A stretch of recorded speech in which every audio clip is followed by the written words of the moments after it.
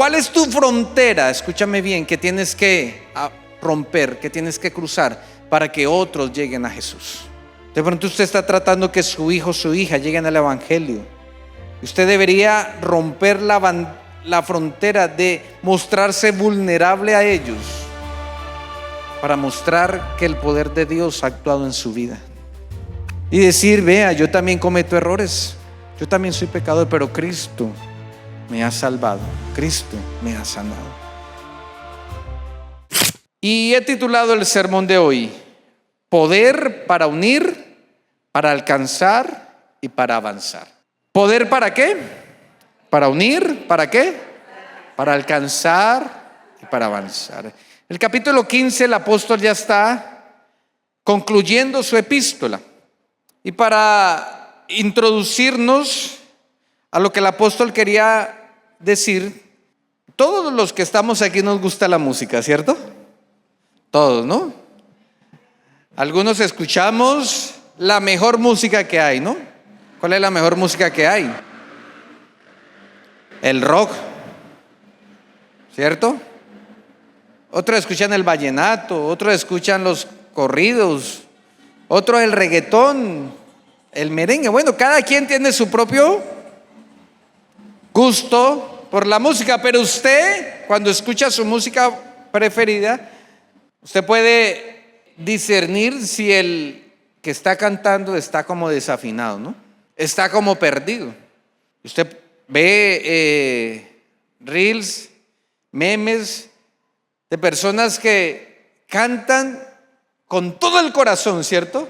Pero que su voz como que no les sirve. Tocan un instrumento y lo hacen con toda la pasión, pero suena desafinado, suena perdido. Parece que estuviera peleando. Dicen por ahí, eso suena mejor o peor que una pelea de perros. Y la iglesia en Roma estaba así. Estaban fuera de la armonía.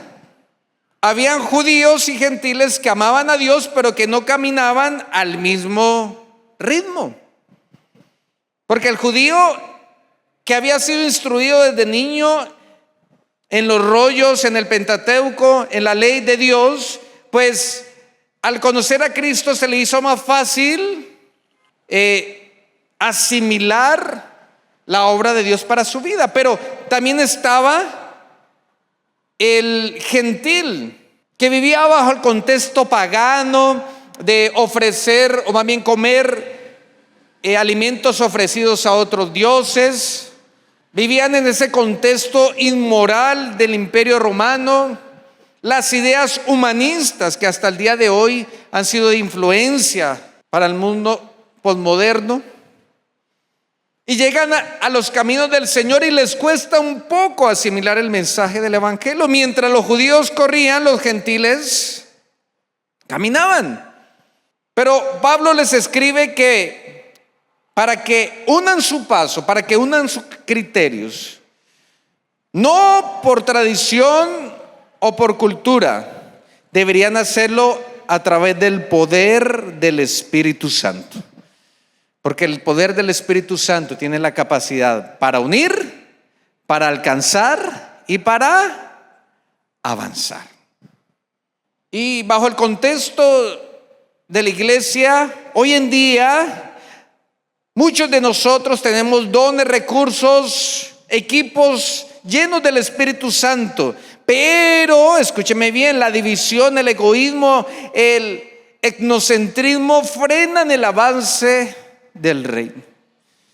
Y a través de este sermón yo quiero mostrar que la unidad, el servicio y la misión son imposibles sin el Espíritu Santo que nos une para cumplir el plan de Dios. Amén. Si hay división, solo el Espíritu Santo puede traer ¿qué? Unidad. Si hay diferencias en criterio, solamente el Espíritu Santo puede traer unidad. ¿Sí lo cree? Entonces vamos con el primer punto. Del capítulo 15, desde el verso 1 al 16, el apóstol nos está hablando de lo siguiente. Punto número 1. La unidad es un mandato, no una sugerencia. Contextualicemos un poco. Esta semana volvimos a lo que éramos hace 30 años como nación, ¿no? Murió un joven, 39 años tenía, lo asesinaron vilmente, y en el ambiente, escúcheme bien, hay división, ¿no? Personas con X o Y pensamiento político han hecho que usted y yo nos dividamos. Solamente para ellos, los colombianos, podemos tener dos bandos, ¿no? Y tanto los de aquí como los de allá nos tratamos de asesinos. No es que usted es que paramilitar, usted es guerrillero. Y no salimos de qué, de esas dos extremos. Es que la culpa la tiene ¿quién? Usted. ¿O la culpa la tiene quién? Usted, pero la culpa nunca la tengo yo. Ahora, ¿usted se siente cómodo, se siente descansado viviendo con esa polarización? No, ¿cierto? Cansa, ¿no?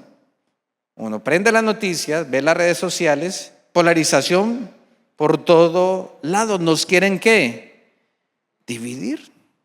Pero la buena noticia es que la iglesia de Dios, quien Cristo es su cabeza, nos llama, nos exige a que debemos mantener la ¿qué? La unidad. Y eso es lo que me gusta de la iglesia. Usted puede tener su propia cultura, usted puede tener sus propias bases de crianza, distintas maneras de pensar, pero cuando llega a la iglesia, el Espíritu Santo nos da poder para ser uno en Cristo Jesús. ¿Sí nota la importancia de la iglesia?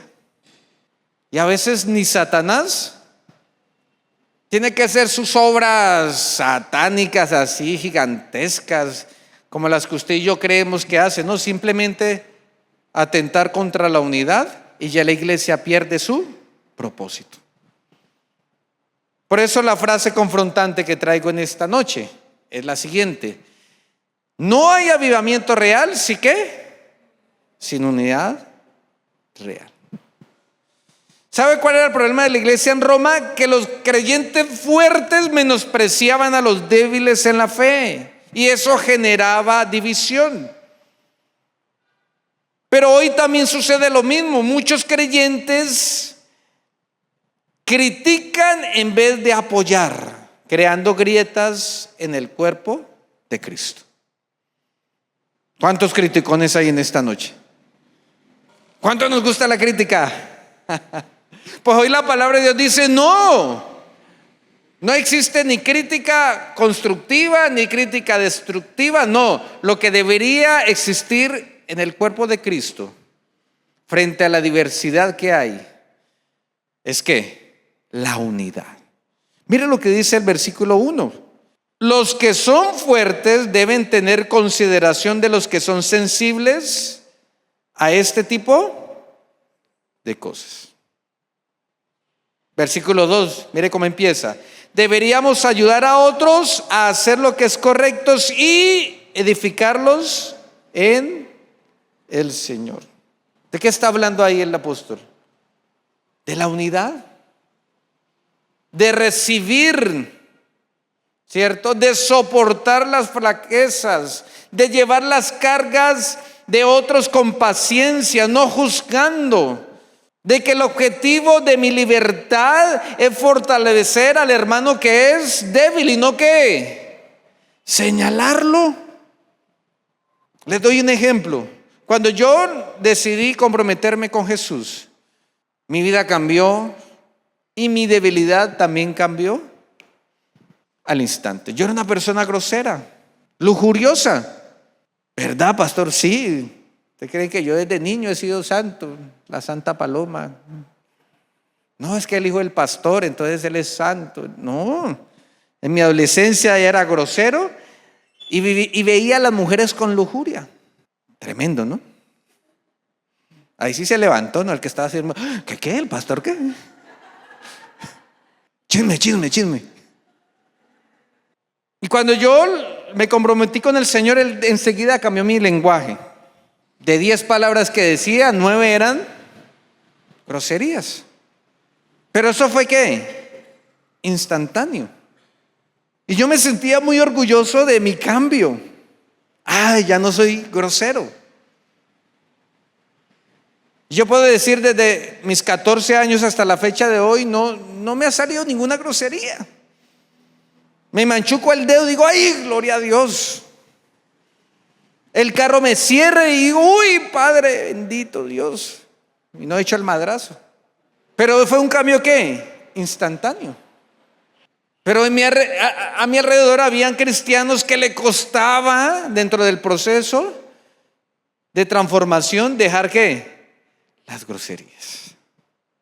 Y era Davidcito el inmaduro diciendo, tan grosero, grosero. En vez de ayudar, ¿qué hacía? Señalar, juzgar. Pero el apóstol dice, no hagan ¿qué? Eso. No hagan eso. Más bien ayuda a soportar las flaquezas.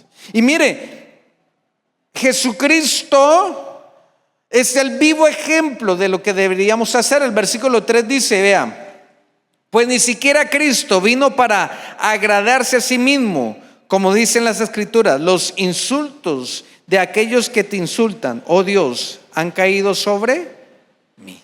¿Cómo así, pastor? Sí, lo que está hablando ahí es que el mismo Cristo, escúcheme bien, que nunca pecó, recibió ¿qué? Los insultos. Se incomodó por amor al ¿qué? Al débil. Usted y yo que no nos podíamos salvar. ¿O no? Y nos está exigiendo, vea, como hizo Cristo, pues tenga paciencia con el débil en la fe, con el que está en ¿qué? En el proceso. Usted que no se pierde ningún culto, usted que está en todos los ayunos, en todas las vigilias, pues no acuse y señale al que de pronto le cuesta venir a la iglesia, sino más bien que anímelo. No se incomode como Cristo no lo hizo, sino más bien en el versículo 5 nos da la clave. Pídale a Dios que le dé ¿qué? Paciencia.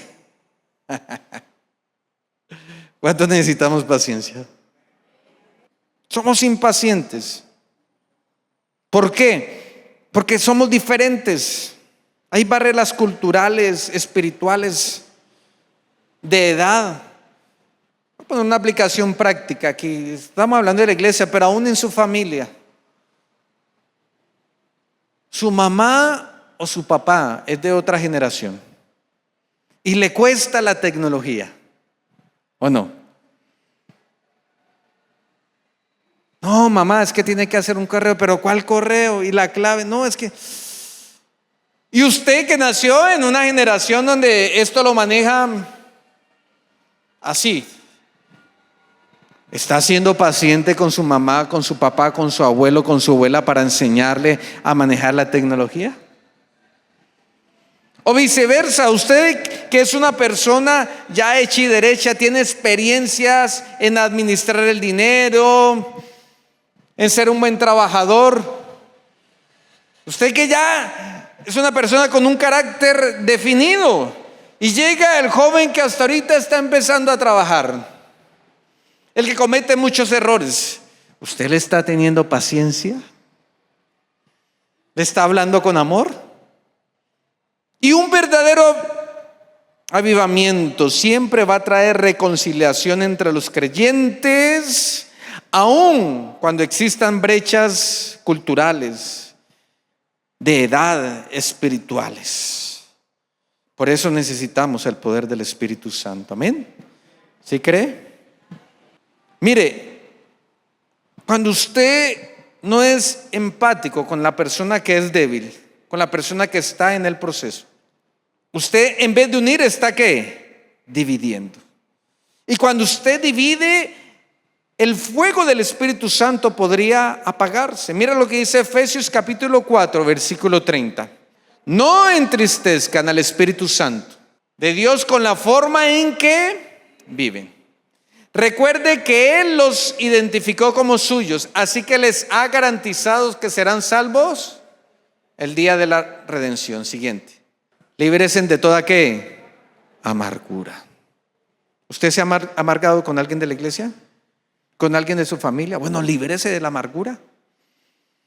¿También de qué? De la furia, del enojo, de las palabras ásperas, de las calumnias y de toda clase de mala conducta, porque eso daña la unidad, y cuando daña la unidad, el Espíritu Santo se apaga, se entristece. ¿Amén o no amén? Por eso luche por la unidad en la iglesia, pero también en su familia, en su trabajo. Luche por la unidad y comprenda, escúcheme bien, que la única manera en que hay unidad es cuando el Espíritu Santo hace la obra en usted, hace la obra en mí, para darnos un criterio único. Amén. Punto número 2. El poder del Espíritu es para alcanzar a todos. Y la segunda división del capítulo es del versículo 7 al versículo 13. Comienza, por lo tanto, versículo 7, acéptense unos a otros, tal como Cristo los aceptó a ustedes, para que Dios reciba la gloria. Necesitamos el poder del Espíritu Santo para alcanzar a cada persona. El problema es que somos tan distintos. El problema es que a veces nos creemos un poco más espirituales, pero aquí el apóstol está diciendo: vea, si usted quiere alcanzar a otro para Cristo, tiene que ¿qué? Aceptarlo. ¿Amén o no amén? Tiene que aceptarlo. A ver, ¿a cuánto nos incomoda la gente que no es como nosotros? Le voy a poner un ejemplo. A mí no me gusta el ruido. El ruido a mí me enferma, a mí me genera ansiedad. Y preciso, alrededor mío hay gente muy bullosa, que no es cristiana, que no tiene a Cristo ¿en qué? En el corazón. Y yo, ay, Señor. Y en este proceso yo dije, no, y ahorita con la nueva ley del ruido, que los comparendos son de 10, 20 millones de pesos. Ahora sí uno le puede exigir al policía que haga el comparendo. Mejor dicho, yo dije, ay, Señor, gracias, escuchaste mi oración. Pero un día Dios me habló y me dijo, bueno, ¿cuál es la meta suya? ¿No será que su meta es que ellos sean alcanzados? Hay que aceptarlos. ¿Hay que qué? Aceptarlos. ¿Usted tiene a alguien en su familia que a usted no le gusta como es? La oveja negra, ¿no? Usted no se ha dado cuenta que para ellos usted es la oveja negra, ¿no? Pero usted ve al otro como la oveja negra. Distinto. De pronto, ese que vive en unión libre y para usted el matrimonio es sagrado, y cada vez que viene a una reunión, ¿usted qué hace? Le mete el dedo allá en la llaga, lo señala. Dígame, ¿cómo va a querer que esa persona se acerque a quién? A Jesús, si usted no lo no lo acepta. Por eso la siguiente frase confrontante en esta noche: el evangelio que no cruza fronteras no es el evangelio de Cristo. Y no estoy hablando fronteras geográficas, claro que sí, ¿no? Habrá que hacer misiones, pero ¿cuál es tu frontera? Escúchame bien, que tienes que romper, que tienes que cruzar para que otros lleguen a Jesús. ¿Cuál es tu frontera? ¿Cuántos somos tímidos acá? Yo soy tímido. A veces yo paso de grosero por ser tímido. Y para que otros conozcan de Cristo, a mí me ha tocado dejar la bendita timidez. Cuando yo voy en el taxi o en el Uber, yo soy tímido, a mí no me gusta hablar. Yo por mí que todo esté en qué, en silencio, que nadie comente nada. y llega el taxista o el del Uber y empieza ¿qué? A hablar. Y yo empiezo a sudar y yo ¿qué le digo? Se me va a trabar la lengua acá. ¿Qué tal que el hombre tenga una posición y yo la contradiga? Y yo, ay, Dios mío. No, pero vamos a ¿qué? A vencer la timidez. Y a veces he evangelizado porque he cruzado la ¿qué? La barrera, la frontera de mi timidez. ¿Usted qué frontera debería cruzar? De pronto usted está tratando que su hijo o su hija lleguen al evangelio. Usted debería romper la frontera de mostrarse vulnerable a ellos para mostrar que el poder de Dios ha actuado en su vida. Ay, se la puse difícil, ¿no? Y decir, vea, yo también cometo errores, yo también soy pecador, pero Cristo me ha salvado, Cristo me ha sanado. Rompa barreras. Ahora, el problema aquí en Romanos es que esta iglesia corría el riesgo de cerrarse en sí misma, olvidando que el evangelio es para todas las naciones. Y a veces usted y yo caemos en esa trampa. Individualmente creemos que ya el evangelio nos tocó, nos llenó, nos transformó y que ya ahí acabó todo. Soy bendecido y las bendiciones son solamente para mí. ¿Y los demás qué? ¿No merecen escuchar el mensaje del evangelio? El compañero de trabajo, el compañero de la universidad.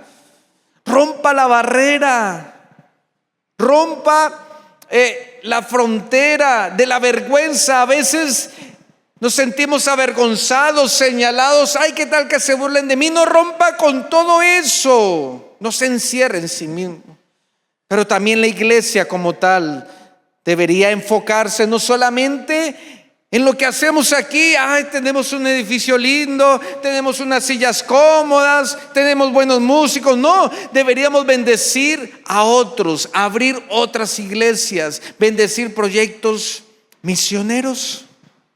El apóstol deja muy claro a la iglesia de los romanos, que era en su mayoría judíos, que el plan de Dios era atraer también a los gentiles. Si usted lee desde el versículo 9 hasta el versículo 12, ahí está el apóstol dando 1, 2, 3, 4 citas del Antiguo Testamento, recordándole a los judíos de la iglesia en Roma que los de otras culturas, los de otras naciones, también estaban dentro del plan de Dios.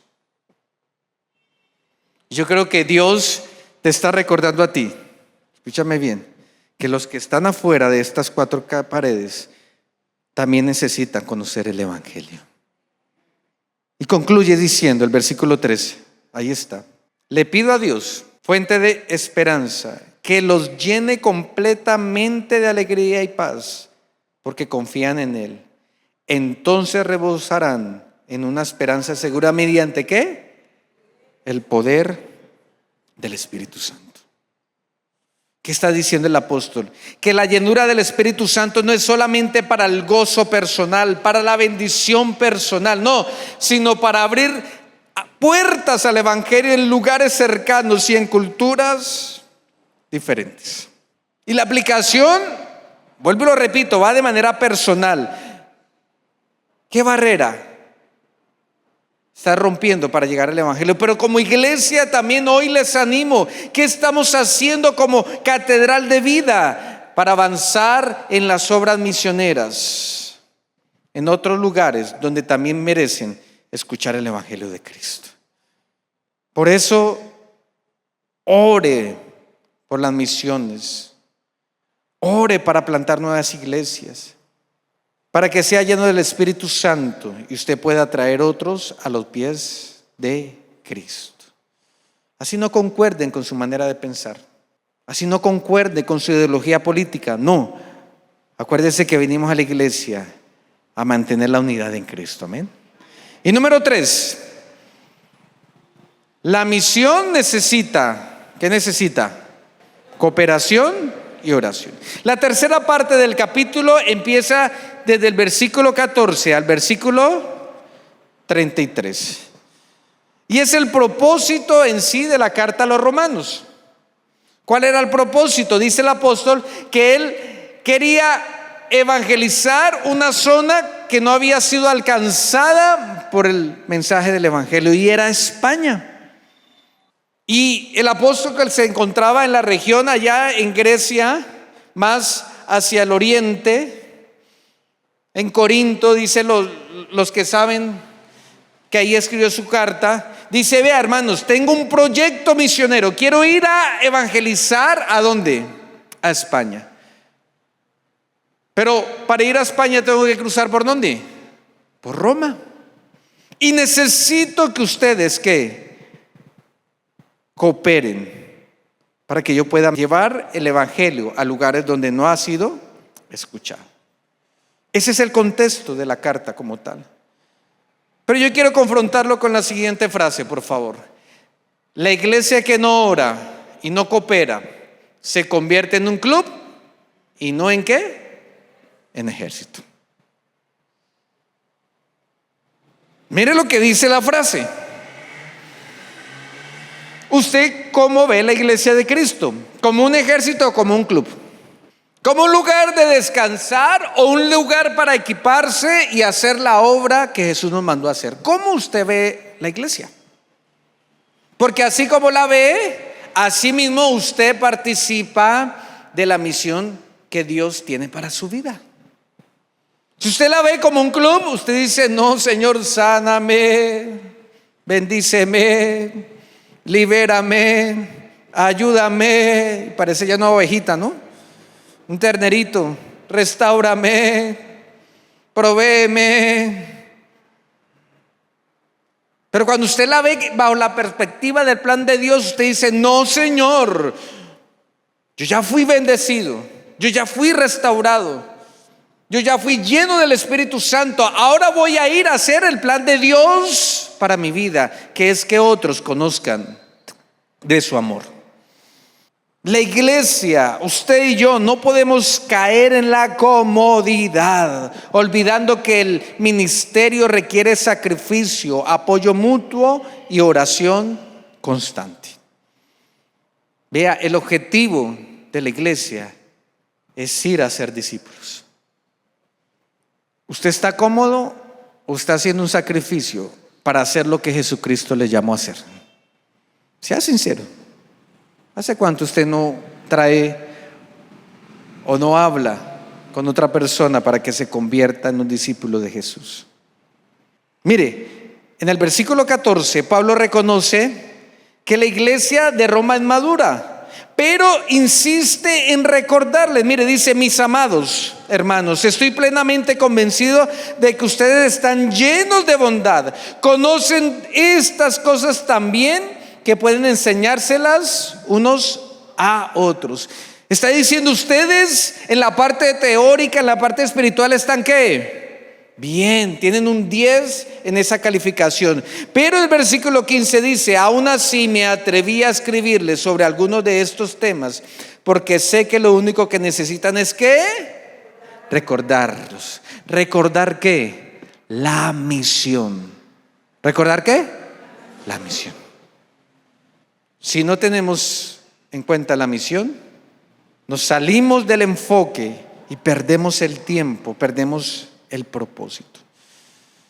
Pablo tenía una meta clara. Versículo 20 dice: mi gran aspiración siempre ha sido predicar la buena noticia donde nunca antes se ha oído el nombre de Cristo, y no donde otro ya ha comenzado una iglesia. ¿La tenía clara el apóstol Pablo? Ahora, ¿usted la tiene clara? ¿Cuál es su misión? Pastor, viajar por todo el mundo, comer en los mejores restaurantes de Ibagué, tener el mejor carro. Ojo, porque cuando no estás dentro de la visión de Dios, de la misión de Dios, te vas a sentir inútil, y no hay cosa peor para un ser humano que sentirse inútil, ¿cierto? Ojo con eso. ¿Qué hace el apóstol Pablo para recordarle a los hermanos la misión? Versículo 25. Sin embargo, Antes de visitarlo, debo ir a Jerusalén para llevar ¿qué? Una ofrenda a los creyentes de allí. ¿Qué es lo primero que le recuerda el apóstol a la iglesia? No puede haber visión si ustedes no ¿qué? No se meten la mano al bolsillo. Y ahí se puso dura. Para más de uno que vea, tiene el codo ¿qué? Duro. El apóstol está diciendo, vea, ustedes en lo teórico, en lo espiritual son los mejores, pero quiero recordarles la misión. Y para hacer la misión se necesitan ¿qué? Ofrendas. Voy a ir allá, pero antes necesito ir a Jerusalén porque allá la iglesia está sufriendo. Pero necesito recordarles que ustedes tienen que ser generosos con la obra de Dios. Y no solamente eso, en el versículo 30 también ¿qué pide? Dice, mis amados, les pido encarecidamente en el nombre de nuestro Señor Jesucristo que se unan a mi lucha. ¿Cómo? Orando a Dios por mí. Y eso no se hace, dice el versículo, vea, háganlo por el amor que me tienen, ese amor que el Espíritu Santo les ha dado. En otras palabras, Pablo está diciendo, si usted quiere hacer la misión de Dios, recuerde que tiene que ¿qué? Dar, ser generoso. Y tiene que ¿qué? Orar. Pero eso usted no lo va a hacer si antes no está lleno de ¿qué? Del Espíritu Santo. Hagamos un resumen de esta noche. Número 1, la unidad en el Espíritu es indispensable para el avivamiento. ¿Cuántos queremos la unidad? Pero para que haya unidad, usted tiene que ser como Jesús, ayudar al que es ¿qué? Débil. Número 2, el poder del Espíritu nos impulsa a alcanzar todas las culturas, pero para alcanzar a otros, escúcheme bien, usted debe aceptar, así sea diferente de usted, distinto a usted. Y número 3, si queremos hacer la misión de Dios, esta avanza con cooperación y oración.